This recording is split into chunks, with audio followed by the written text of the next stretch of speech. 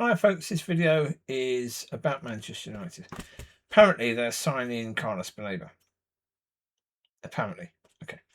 Now, so far the signings have been massively unimpressive. Well, because last season we had a problem with pace in midfield. We were quite slow. So they brought in Tielemans, who is slow. They brought in Santos, who is not necessarily quick. Probably a bit quicker than Tielemans, but not known for his pace. Right?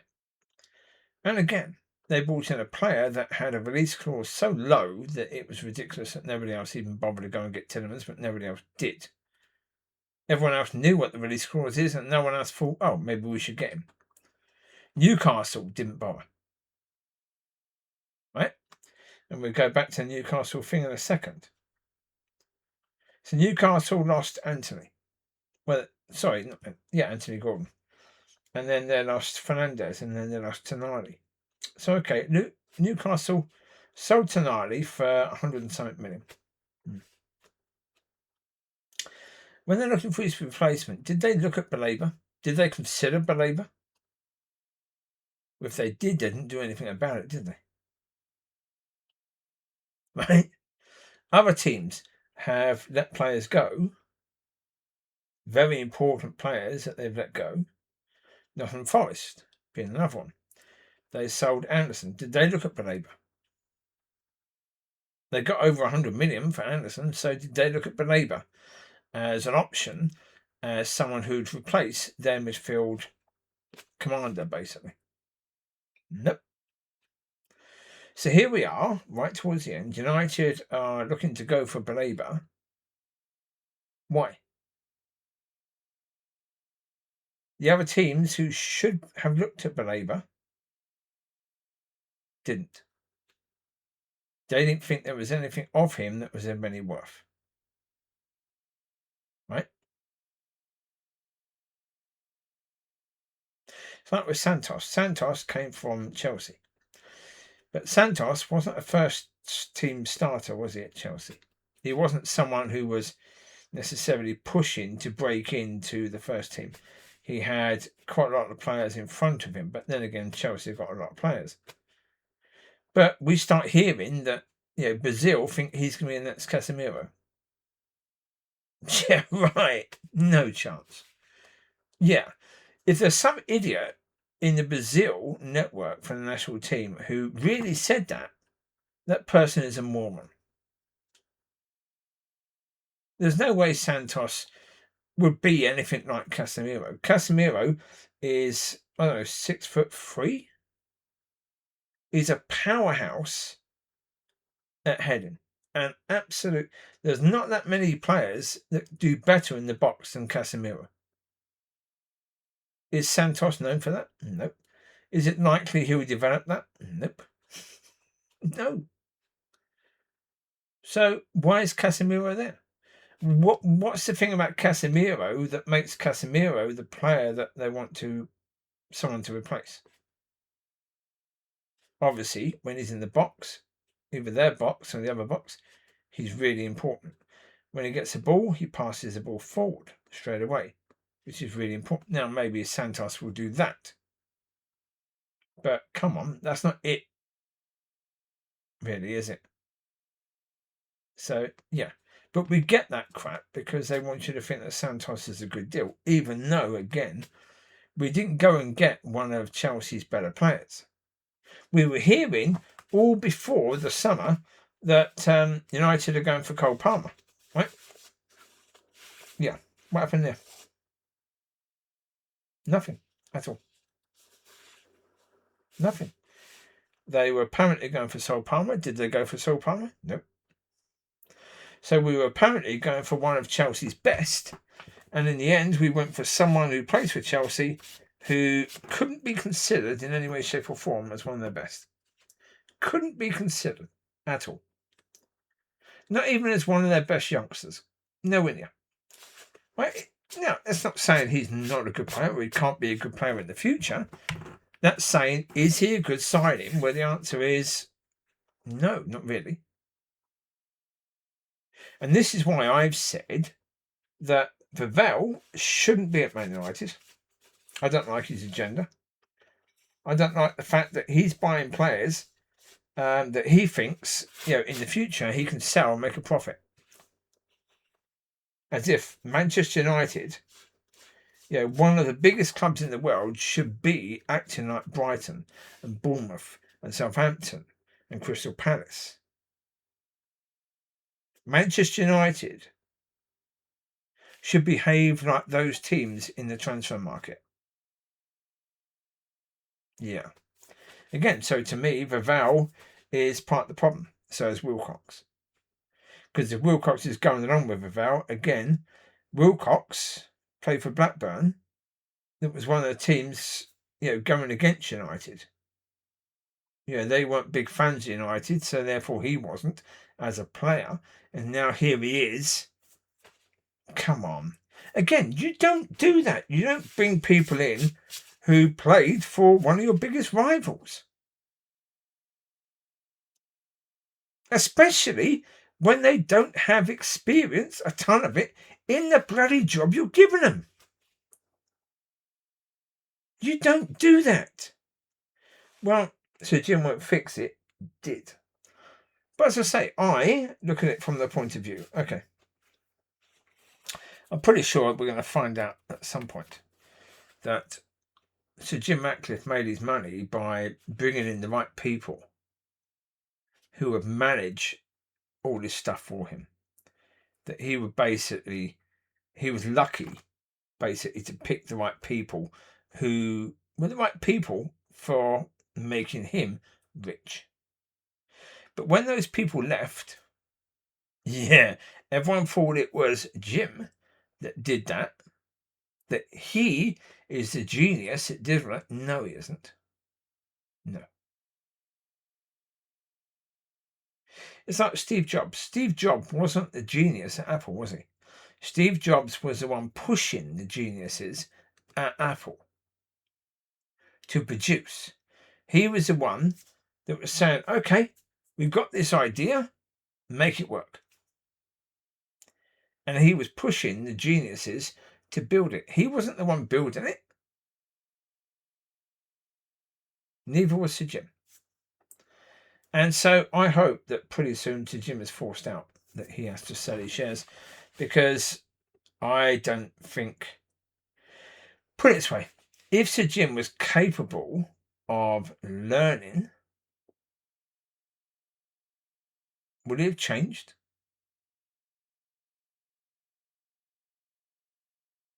Would he have changed how he does things? Would he have said, okay, rightly or wrongly, he should not have sacked Ashcroft. He should have sacked Wilcox and Vavell. He should not have got rid of Ashcroft. They were waiting for that long for Ashcroft because he was the only person that they've got who was qualified for the position they were offering him. Everyone else, Bavada, was never the CEO at Chelsea. He was under the CEO at Chelsea. So making him the CEO at Man United, excuse me, aren't you supposed to be getting an experienced CEO? But no, the idiot thought, okay, if we get Bavada, maybe we get some of what City have got. Yeah, Bavada wasn't the man doing that. It was the CEO. Bavada was not the CEO at City, was he? Then again, if United won 115 charges, maybe. Because again, Bavada himself could be banned from football if these charges come through and they're found guilty. He himself could be found guilty. So, yeah, that seemed to be a bit of a wrong move. But again, they keep on going for people who are not qualified to do the jobs. Oddly and weirdly. And say the only person who they've actually had who was qualified, even the managers. Which of the managers have they had? Now, to me, Amorim was possibly the right manager. but not the right manager if the ideology of the club is we're going to cut spending and we're not going to really invest. And we know that basically finishing 16th, right, is a message to say, crap, we need to sort things out. We need to get rid of this whole squad because they've got Erik ten Hag sacked. They weren't willing to play for Ralf Rangnick. They basically got Ollie sacked.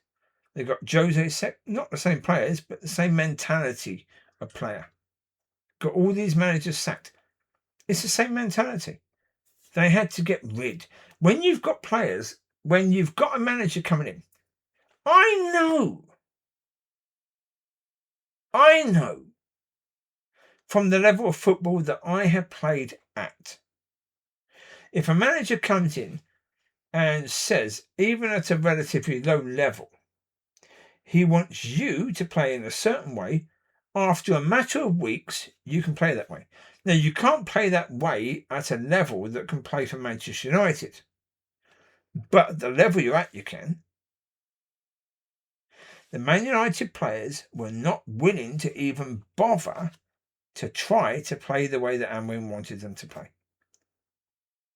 They had no interest, no desire whatsoever. As soon as you know that's the case, you get rid of the whole bloody lot. Even if it means you let them all go on a free, you let them all go. Because if you're trying to bring this club into a possibility where they can win the league, you know with these players they can't. You know for a bloody certainty. With these players, they cannot. It doesn't matter what manager you have. They can't do it. They have been...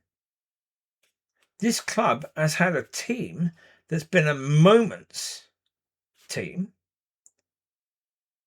So therefore, performances week in, week out have been poor, but they've had moments during the game where they've got a goal and so they've snuck through 1-0 or 2-1 in a game, right? They've not blown any team away, generally speaking. It's terrible football to watch. Really, really poor, right? This is what they've given us.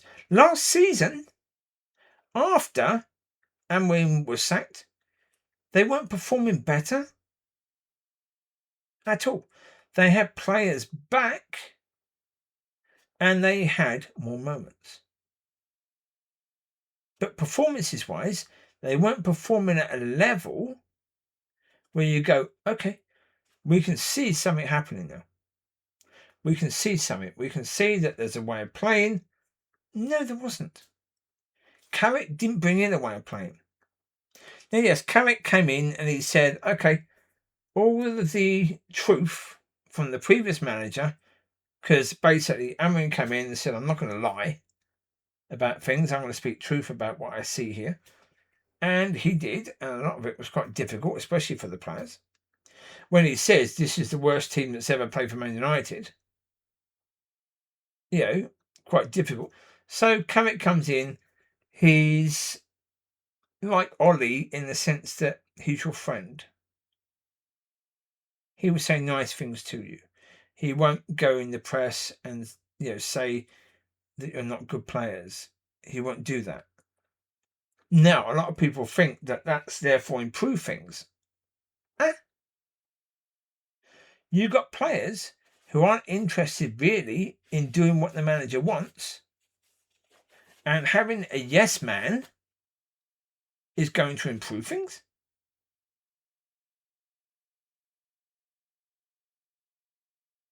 See, this to me is the point.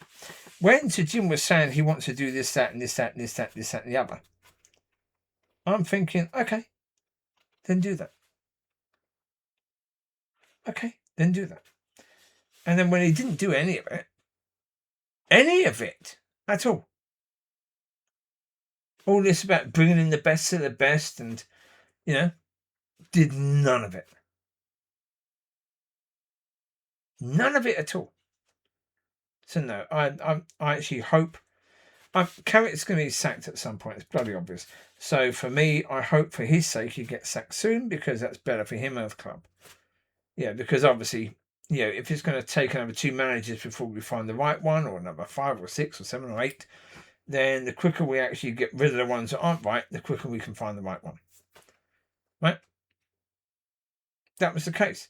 If it needs to get that bad that the club starts to take it seriously, then okay.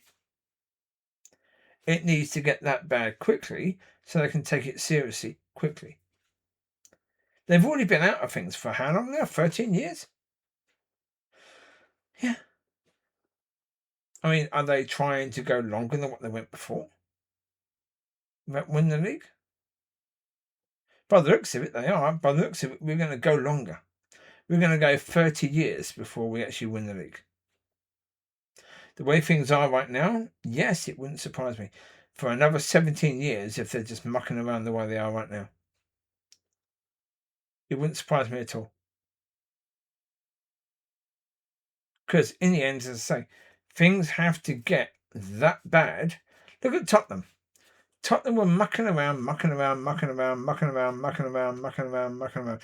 the reason why they start spending money hugely isn't because of the concerts. It's not because they've all these concerts. They had the concerts before. They had the money available last summer, right, to do something. They didn't. They didn't really back the manager last summer, did they? The summer before, they didn't really back the manager. They've been in this new stadium for how long? For quite a while, yes. So the money has been coming in. I think this stadium was built in 2016, wasn't it? Around that time of 2018. So therefore it's been a while. They've had money coming in. The reason why they started spending heavily is because last season was the second season that they've been just able to avoid relegation. They had the crap scared out of them. And it's quite likely United need the same. Or worse, because right now we have absolute morons in charge. And when you've got absolute morons in charge, well, then, simply having a bit of a scare won't necessarily work. It might need to be more. But, yeah. Most fans don't want to hear that. What they want to hear is, let's support the team now, and hopefully, for no reason whatsoever, things will just improve. Yeah, we haven't really brought in the right players or the best players that we could bring in, but hopefully things will just click and improve. Even though, again, we haven't got the right coach, we haven't got the most experienced coach that we can have right now. We haven't got a coach that's proven that they can actually take a team from where we are to where we need to be. But we're hoping that somehow we can just luck in. Yeah. I don't think lucking in is how it's going to work. No. Well, it hasn't happened yet, has it? They've just been more and more badly run as time has gone on. They've been making worse decisions. So, yeah. Look, sacking a load of the staff because we had too many staff, that makes sense. No problem with that at all. You've got to trim the fat. I get that. No problem at all. But then, bring people in who know about transfers, who know how to sell players, get rid of players, who can negotiate well. We don't seem to have that. We go for players that no one else wants, so we don't have to compete. Because we've got people that can't, that don't know what the heck they're doing. And I say it's like YTS for Wilcox and Vivell and Barada. Neither of them have actually had the jobs they have before, and they're like YTS. And this has been part of the problem. So, how's it going to be fixed? Well, yeah. Maybe the crap really does have to hit the fan big time. Anyway, enjoy.